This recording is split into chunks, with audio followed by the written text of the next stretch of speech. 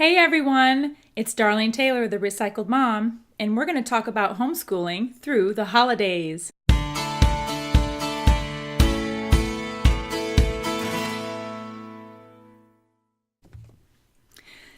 Welcome back to another episode of Recycled Mom, and today is a collaboration with other homeschool moms about homeschooling through the holidays. How do you homeschool through the holidays? Is your homeschool business as usual, or do you guys completely take off the month of December and have fun with the holidays?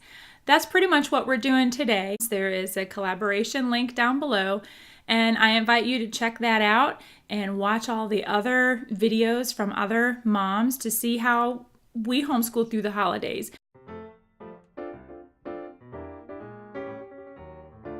We celebrate Christmas. Plain and simple, we celebrate Christmas. And for us, it's not so much about Santa Claus and reindeer and coming down the chimney and filling, the stockings and leaving presents under the tree.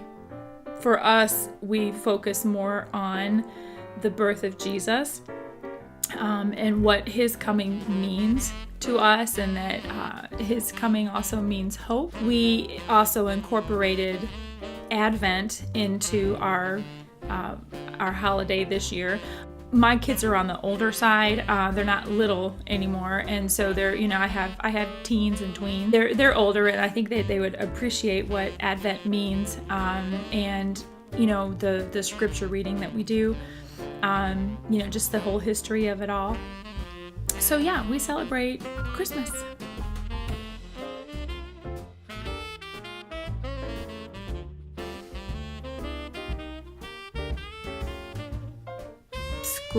How much schooling do we get done during December? I don't know. It doesn't seem like we get a lot done. Now, I could tell you in the past, when my kids were little, I have done everything from homeschooling right up to Christmas.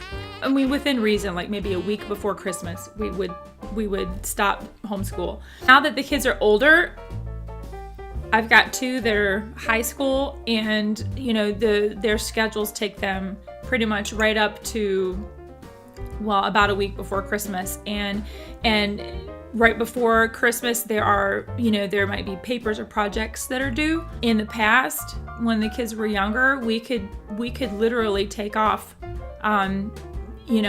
a month, or do like half a day, maybe do some baking or do some other things, or decorating. But that's when they were little, and school, there wasn't a whole lot of extra work that was required with school like the older ones.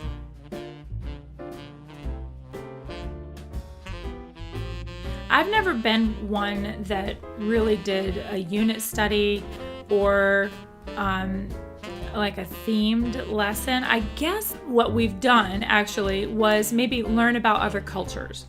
Part of American Heritage Girls that my girls are involved in, we would learn about how other countries and other religions actually celebrate Christmas, if they celebrate Christmas, but what they would do during this time of year. So that helped us learn about other cultures, a little bit about other religions, how they came to celebrate Christmas, how they do what they do. I remember doing a long time ago a Laura Ingalls Wilder Christmas, like Little House on the Prairie type of Christmas. So we learned about like prairie life and how they would celebrate Christmas. And so we did some things there where we made Christmas crafts that they might have made, or that Laura Ingalls made, like taking an orange and putting cloves in it, as part of a decoration. This year, with my youngest daughter, we're doing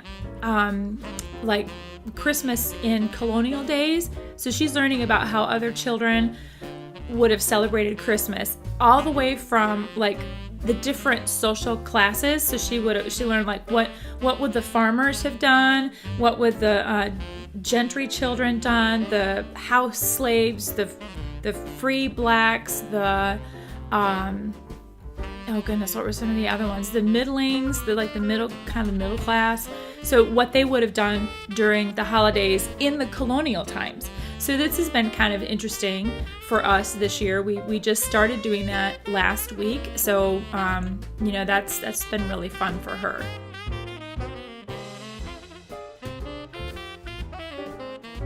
Kinda. Well, they definitely get in the way. It's like we host a big gathering in our home every year. So I set up in our schoolroom, if you will. We just have this room where everybody's stuff is. I set up an extra table in there, and I keep that set up kind of for a couple weeks in December because we have a lot of people over, and so that's just overflow for people to sit and have conversation. So there's that, and I set that up and decorate that. There's our tree, which kind of obviously when the trees go up, they're noticeable, and yeah, they are kind of distracting, I think, because everybody is thinking about Christmas. They're getting excited for Christmas, so their attention span starts to go away, get shorter, because then they're starting to look at the Christmas tree, and then they're thinking about all the other things that we'd like to do. So then as far as getting in the way, yeah, there are some. So that table is definitely that's kind of. That's not normally there. That's in the way. This year we have an Advent wreath because we're going to be celebrating the Advent season, and so the Advent wreath is going to be on my kitchen table, and so that's going to kind of be. We're going to have to kind of keep moving that around a lot. I think it's more distracting to the dogs. They're like, what's all this stuff? And then we have to keep them away from the trees, to keep them from, knocking off decorations or chewing on the branches and things like that. Well, at least the one we have a new puppy, and she's now 8 months old, and she's, she'll be 9 months here this week. And so yeah, she's this is all new to her. This is her first Christmas, and she doesn't know what any of this stuff is. It's distracting for me because I need to keep all of the I need to keep the dogs away from trying to eat ornaments and stuff. So for me, it's distracting. I'm not so sure about the kids. It might be a little bit, but it's Christmas, and we deal with it the best we can.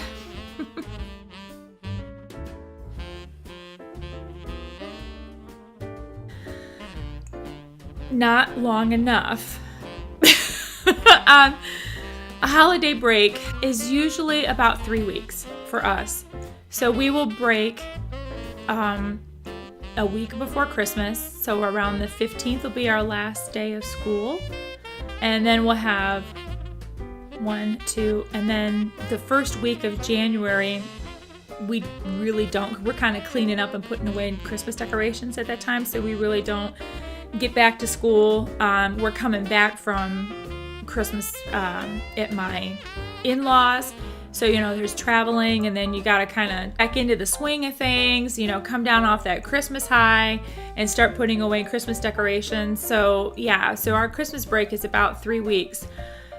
In the past, though, I've done it twice where I have taken just about the whole month off. I would start earlier in the year so that I could take off pretty much after Thanksgiving, but just about the whole month of December take off so we could do baking and we could decorate and we could go do fun things for kids that out in the community. And we were really busy at that time too. So, with all the extra things that we were involved in our church as far as music, so there was extra practices for that. It was good to do that back then, but now that they're older, there is just work that needs to be done. Especially with my two that are in high school, they're getting ready to learn how to manage time and subjects and things for college. Classes are more involved. There's things like debate, so there's preparation for that. And Shakespeare, there's memorization things for government and civics and things like that. So that just would not work.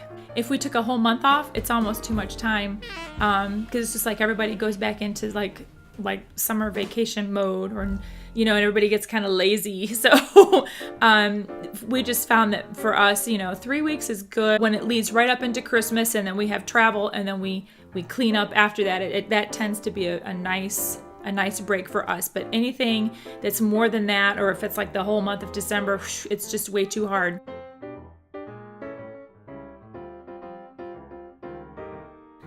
Amazon. Internet shopping. I have, over the years now, I mean, we've been homeschooling for 12, 13 years.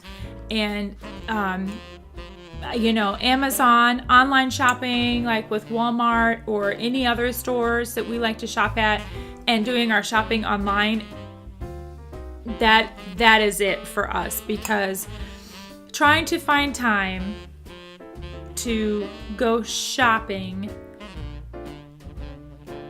with my kids, or even just to go shopping alone, it's difficult, especially when you're at home with them all day. My kids are old enough now that I can leave them alone while I went out for an hour to maybe go shopping.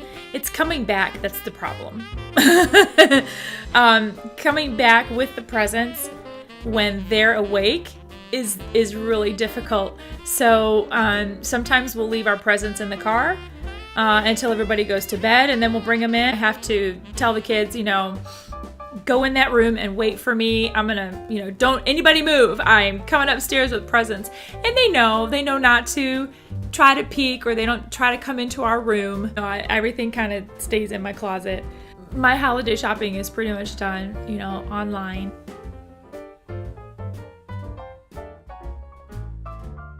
Oh, wrapping presents. We have done our wrapping Christmas Eve just about every single year.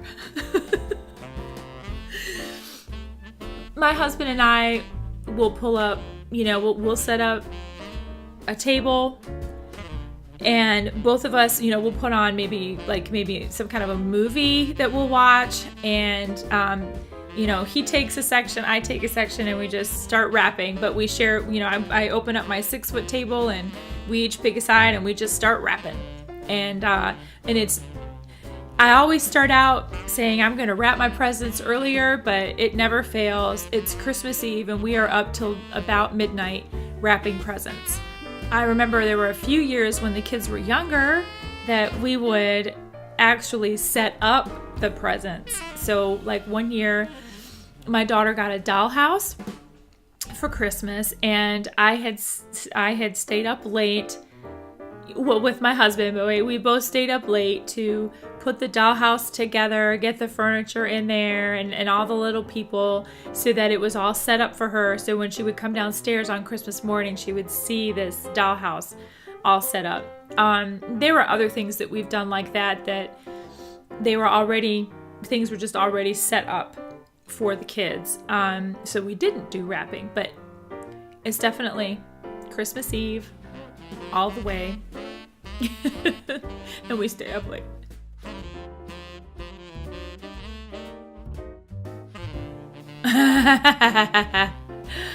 My friends that don't homeschool always get so upset with me because I say that we don't have snow days. My kids tell their friends, we don't have snow days. And they're like, what? What do you mean you don't have snow days? We don't take a day off from homeschooling, even if it snows. But here's the kicker. It's not that my kids don't ever get to play in the snow. When we homeschool, our day is, we start early enough that, our day is done by lunch. So after lunch, the kids have all afternoon to play. And we still get school done. So there was one year where the public school kids had a ton of days. We just had a lot of snow. And in our area, I live up in the mountains, and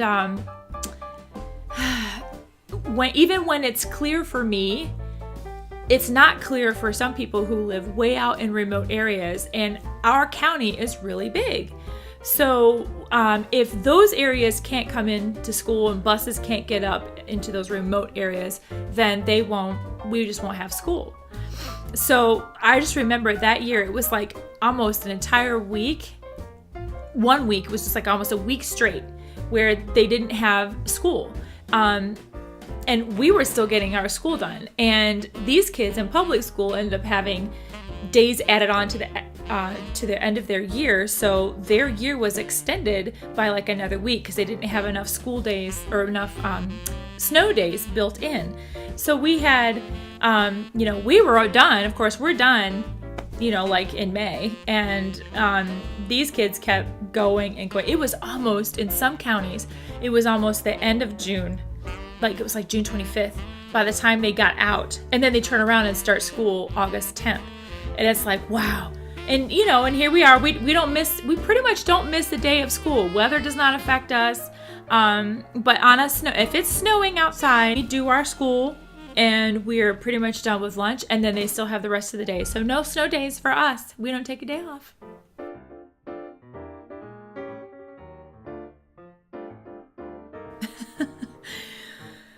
Oh, my favorite childhood memory from school. This is still hard because I don't know if I have a favorite memory. The memories that I have from childhood around Christmas time in school, I was public schooled, and I'm thinking, from what I remember being, getting little gifts or giving. I remember giving gifts. I remember like way back, I don't know if they still make them now. They were Lifesaver books.